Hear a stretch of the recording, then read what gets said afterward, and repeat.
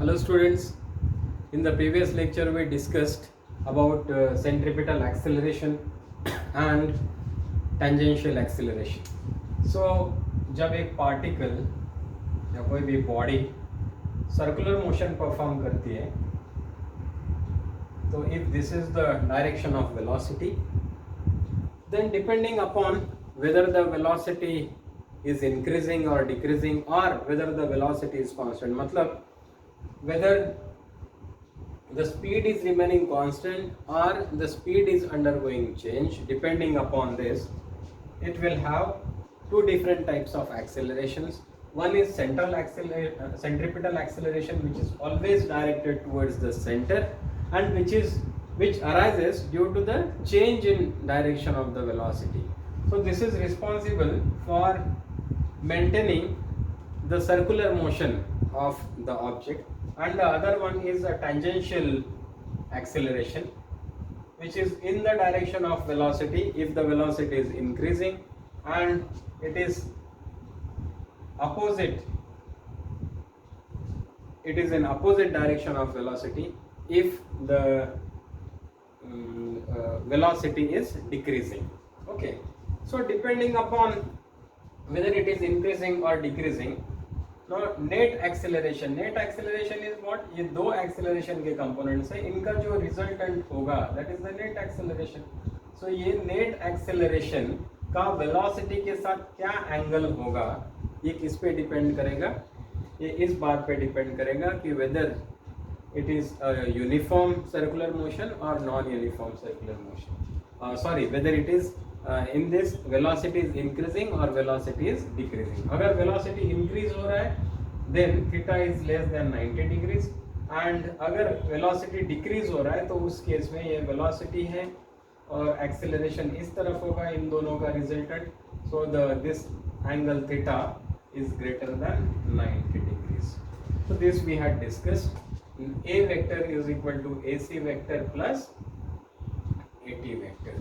Okay, this is the tangential component of acceleration and this is the radial component or centripetal acceleration. Okay, then we had also discussed that this A is actually equal to what, minus of V square upon R into R cap plus this is what, dV by dt into t cap. Okay, so ये दो components इसमें देख सकते हैं हम लोग. Then we had also seen that V is equal to R into omega. So दोनों को दोनों साइड में डिफरेंशिएट करेंगे तो क्या मिलेगा हमको, dV by dt is equal to R into d omega by dt. Now this is dV by dt, rate of change of speed. इसी को तो हम लोग tangential acceleration बोलते हैं, and this is equal to R, that is the radius of the circle, and d omega by dt is alpha. So this is an important relation between angular acceleration, ये हो गया हमारा angular acceleration, और angular ये है हमारा tangential acceleration. इन दोनों के बीच का रिलेशन ये है, AT is equal to R into alpha. Okay. Now today we will discuss the dynamics of circular motion. अब हम लोगों ने ऑलरेडी न्यूटन्स लॉज में देखा है कि एक्सेलरेशन प्रोड्यूस करने के लिए फोर्स जरूरी होता है. क्लियर? सो अब अगर सर्कुलर मोशन है, if this is uniform circular motion, तो ये जो पार्टिकल रहेगा जो इस तरफ मूव कर रहा है, it will have what? It will have centripetal acceleration. Okay. अब centripetal acceleration है, इसका मतलब कोई तो फोर्स होगा जो इसे प्रोड्यूस कर रहा होगा. Okay. इस फोर्स को हम लोग बोलते हैं centripetal force. Okay. So this is Fc. This is equal to, force is equal to mass into acceleration. So centripetal force is equal to mass into centripetal acceleration. अब इसका डायरेक्शन वही होगा जो centripetal acceleration का direction है. Therefore, centripetal force is always directed towards the center of the circle along which the body is moving. Okay, this circle से body move कर रही है उसके सेंटर की तरफ इसका डायरेक्शन रहेगा हमेशा सेंट्रीपिटल फोर्स का। अब सेंट्रीपिटल फोर्स का मैग्नीट्यूड अगर हम लोग लेंगे, so this will be equal to what, m into what was AC? AC was equal to v square upon r. Okay, या तो फिर this was also equal to omega square into r. So accordingly centripetal force की values ये दो होंगे, m v square upon r या फिर m omega square into r. Okay, I think this is clear. अब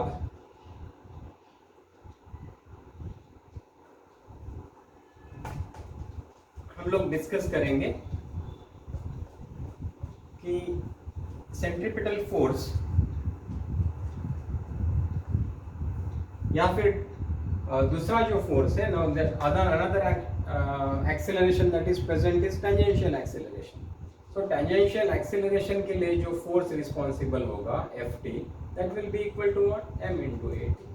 okay, force is equal to mass into acceleration. So tangential acceleration के लिए जो फोर्स रिस्पॉन्सिबल है that is Ft. So the net force will be equal to what? This will be equal to the sum of Fc vector plus Ft vector. Okay.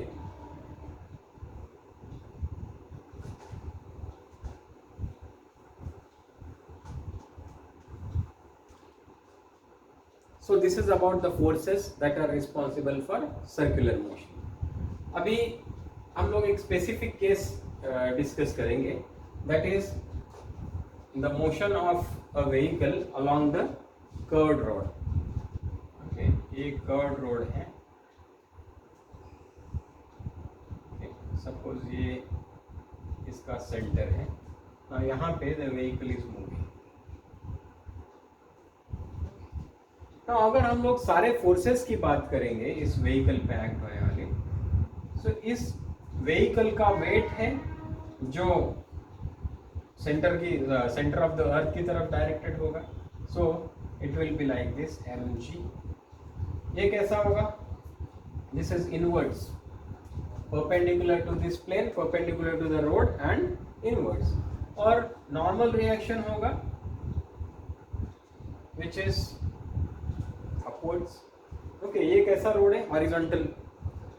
Horizontal circular road है. और जो vehicle move कर रही है that is moving, vehicle is moving with constant velocity, constant speed.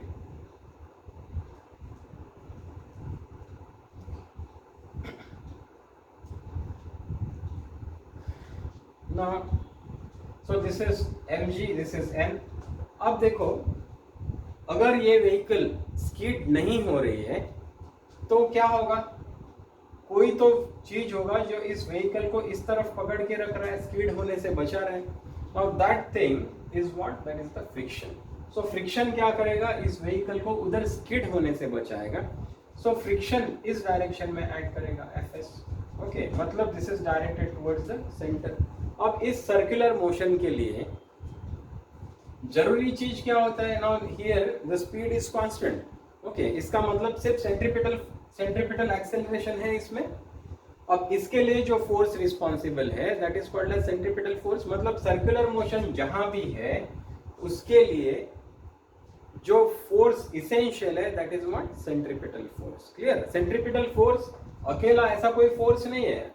It's not a force कि भाई ये gravitational force है, उसी तरह ये कोई सेंट्रीपिटल फोर्स है, ऐसा नहीं है. Centripetal force is not a force at such. But what is this? This is some force that is responsible for the circular motion of this object. Okay.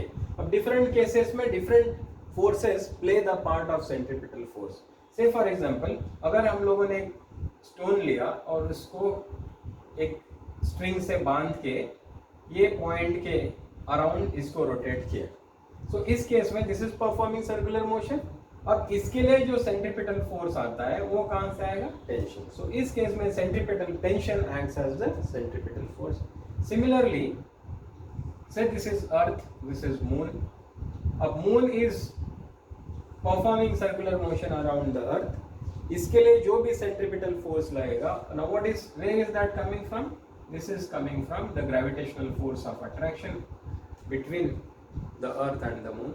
So centripetal force एक कोई force नहीं है.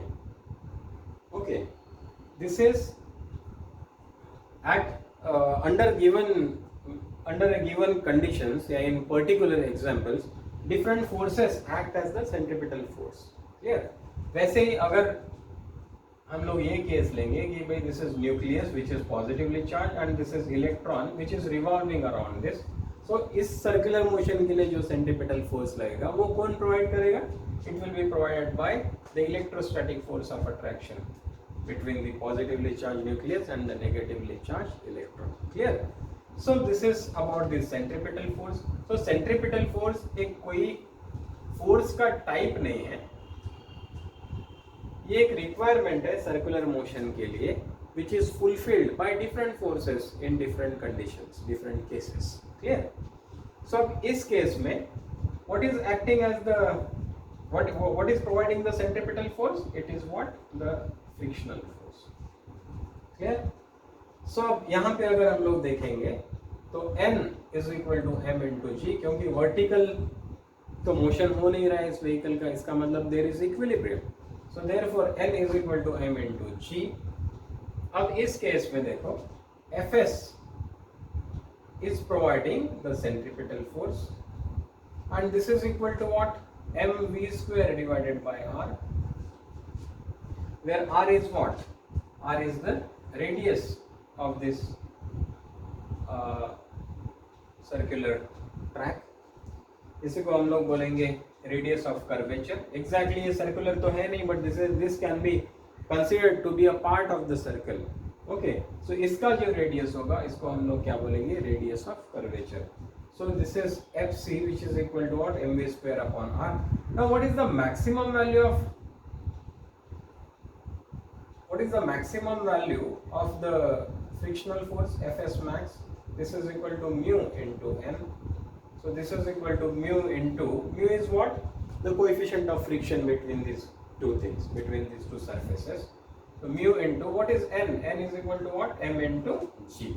Okay, now we know that the friction is less than or equal to Fs max. क्यों? क्योंकि frictional force is a self-adjusting force. तो ये बढ़ता जाएगा जैसा जैसा रिक्वायरमेंट है and then it will reach a maximum value. इसका maximum value कितना होगा? Fs max. Okay. So इसका मतलब क्या है? What is Fs? mv square upon r. This is less than or equal to mu into m into g. इससे या तो इसके बराबर होगा या तो इससे छोटा होगा. क्लियर? इसका मतलब जब फ्रिक्शनल फोर्स मैक्सिमम होगा तब वेलोसिटी भी कैसी होगी? मैक्सिमम होगी. बराबर है. सो इसका मतलब this m and n will cancel. इसका मतलब when this v max is there, when v is equal to v max, then this will be equal to what? Mu into g. Okay, so therefore what is the maximum value of the velocity that we can move with on this circular track? This is equal to what? Mu into r into g, और इसका square root लेंगे because this is square. Clear? So this is the maximum velocity with which we can move along this circular track when we are moving with the constant velocity. Clear?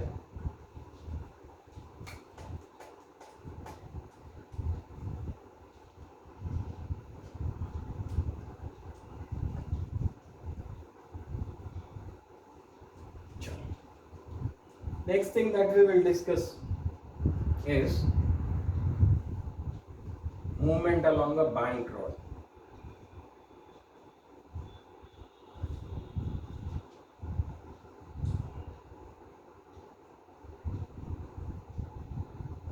See,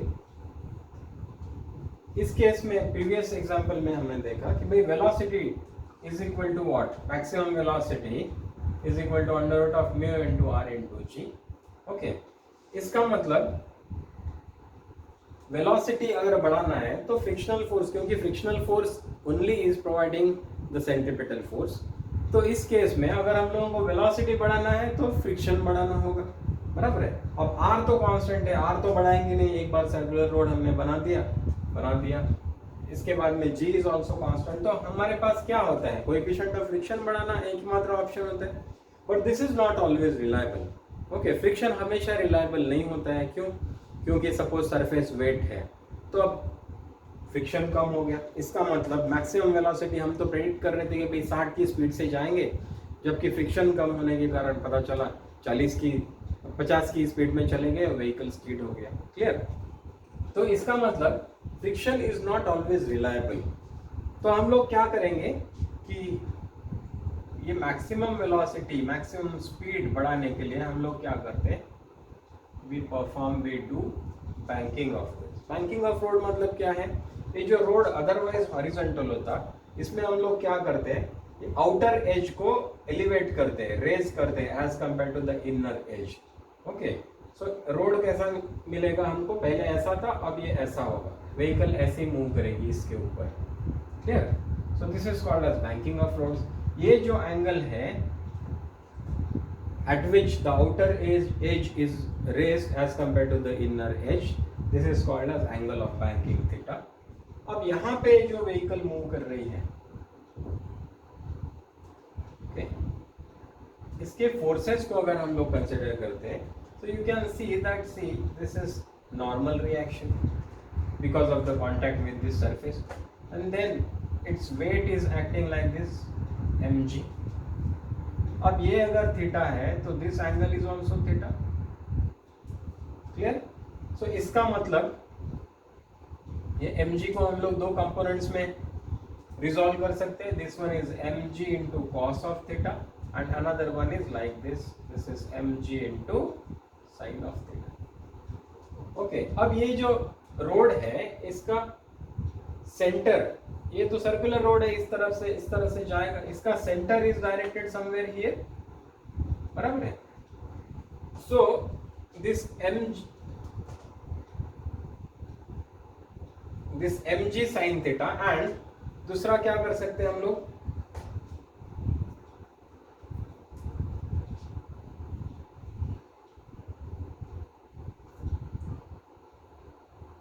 एक काम करते हैं, ये जो normal reaction है इसको हम लोग दो कंपोनेंट्स में रिजॉल्व करते हैं।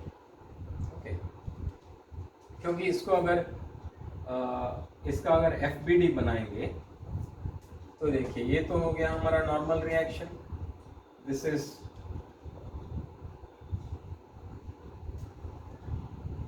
Just right like this.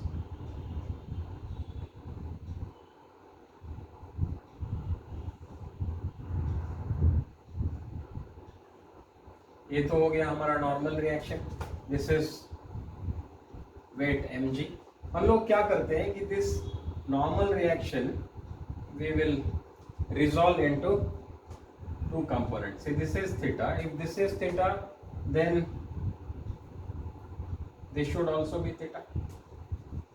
Okay, see if this is theta, this is theta, if this is theta then this should also be theta. Okay, अब देखो इफ दिस इज थीटा तो ये n के दो components होंगे, this is n cos of theta and this one is n sin of theta. n cos of theta is equal to mg, क्योंकि vertically अगर देखेंगे तो there is an equilibrium, so therefore this n cos theta must be equal to mg, and then remaining thing is what, n sin theta. See, n sin theta is the one that is directed towards the center of the circle. Okay, therefore this is the one that is providing centripetal force. देखिए इस case में हम लोग ये assume कर रहे हैं कि that there is no friction between the road and the vehicle and the tires of the vehicle. So therefore ये जो normal reaction है इसका एक कंपोनेंट सेंट्रीपिटल फोर्स प्रोवाइड कर रहा है हम लोग। Okay, now this is equal to what, centripetal force is equal to what, mv square upon r, बराबर है। सो इसमें फ्रिक्शन के ऊपर डिपेंडेंस हमारा कम हो गया। क्यों? क्योंकि नॉर्मल रिएक्शन का एक कंपोनेंट हम लोगों को मदद कर रहा है किसमें? सेंट्रीपिटल फोर्स प्रोवाइड करने के लिए। क्लियर?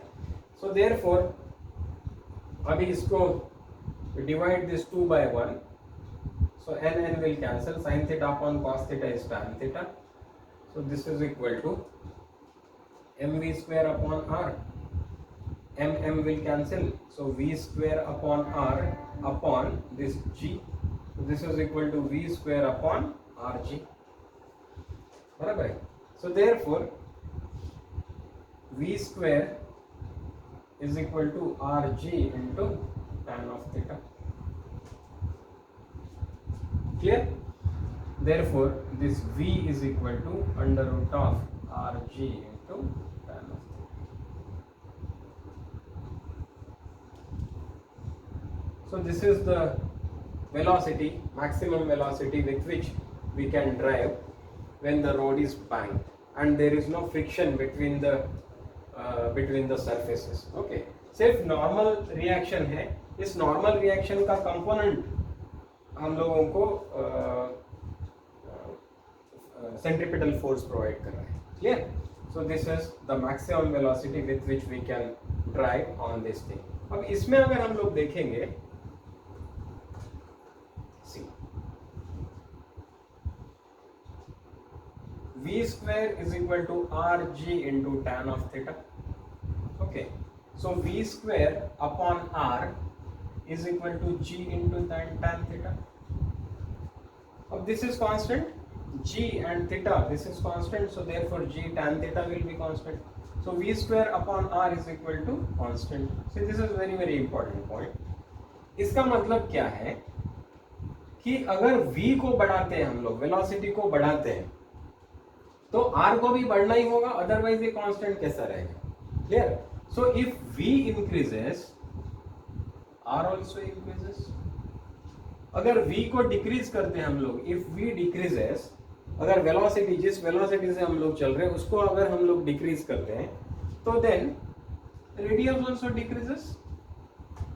क्लियर? हम लोगों का रेडियस, इतना बड़ा रेडियस का जरूरत नहीं है अब हम लोगों को, छोटे से क्विकली पास से ही हम लोग टर्न करा सकेंगे। अगर ज्यादा वेलोसिटी है तो फिर ज्यादा दूर से हम लोगों को टर्न कराना पड़ेगा।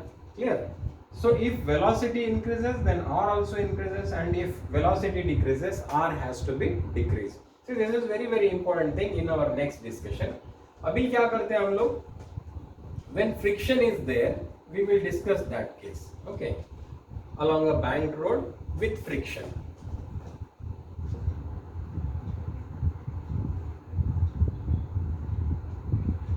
Okay, see this is a banked road, banked at angle theta. ये व्हीकल है जो मूव कर रही है।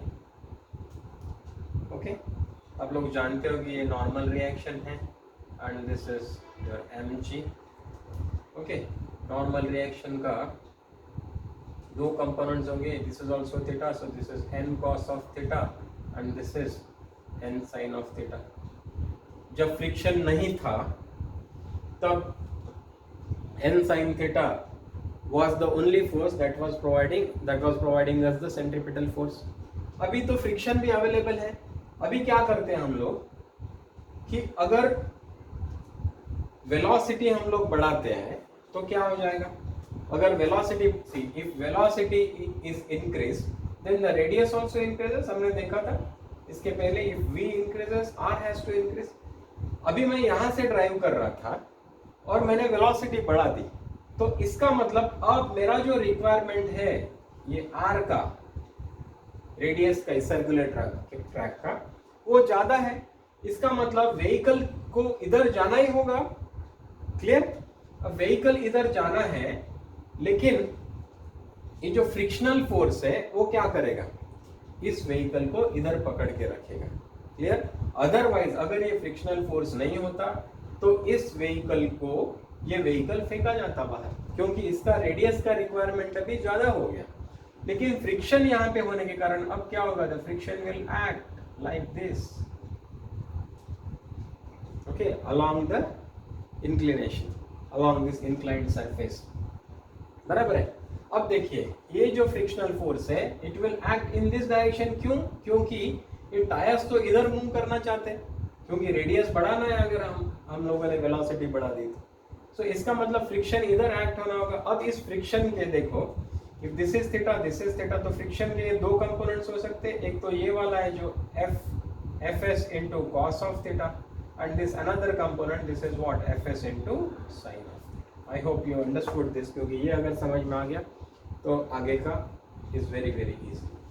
Now you see here n cos of theta, this one is equal to fs sin of theta plus mg, very very evident, क्योंकि vertically तो ये body equilibrium में है।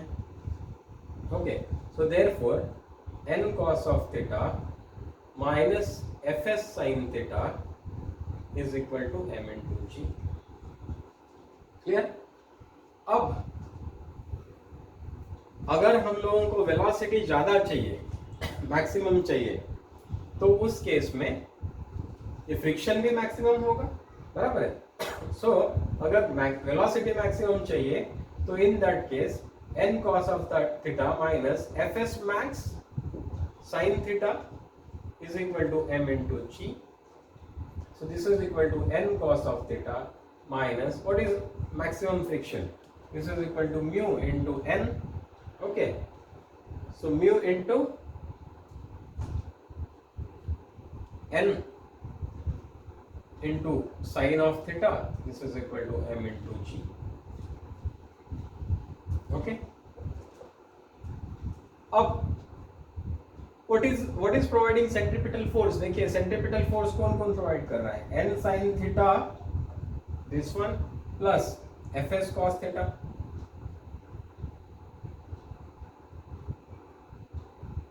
fs cos theta।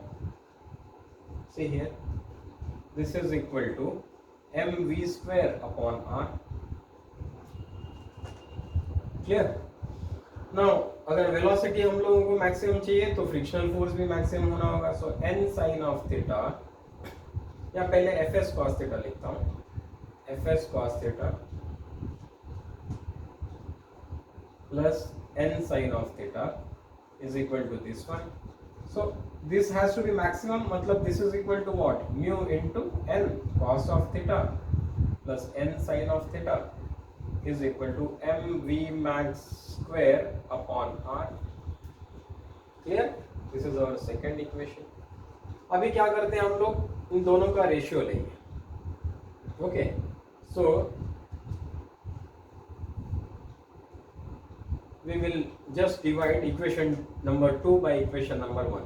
so इधर क्या है, mv max square upon r divided by mg। so m cancel हो जाएगा, मतलब this v max square upon r upon g is equal to, ये क्या हो जाएगा, mu n cos of theta plus n sin of theta upon n cos of theta minus mu n into sin of theta। Okay, n सब जगह है तो cancel हो जाएगा न्यूमरेटर डिनोमिनेटर से, क्या बचता है, mu cos of theta plus sin of theta upon cos of theta minus mu sin of theta। Clear? इसका मतलब जो वेलोसिटी है, maximum velocity v max, that is equal to what, rg को इधर ट्रांसफर कर दो, r into g, और इधर क्या है, mu cos of theta plus sin of theta upon cos of theta minus mu sin of theta। इस equation को हालांकि हम लोग cos थीटा से दोनों न्यूमरेटर और डिनोमिनेटर को डिवाइड कर सकते हैं, तो क्या बचेगा, इधर सिर्फ mu बचेगा plus sin theta upon cos theta tan theta. Okay, so mu plus tan theta upon 1 minus mu tan theta हो जाएगा। सो इसको रहने दो, कोई बड़ी बात नहीं। This was v max square, हमको तो v max चाहिए, इसलिए इसका स्क्वायर रूट लेंगे। So this is the maximum velocity that is possible when friction is also there। okay, और velocity कैसी है, velocity v is greater than v max। clear? पिछला जहां सिर्फ नॉर्मल रिएक्शन प्रेजेंट है उससे भी ज्यादा हम लोगों को अगर वेलोसिटी चाहिए तो उस केस में मैक्सिमम वेलोसिटी कितनी पॉसिबल है, this is equal to under root of r g into mu cos of theta plus sine theta upon cos theta minus mu sine of theta. Clear? So अब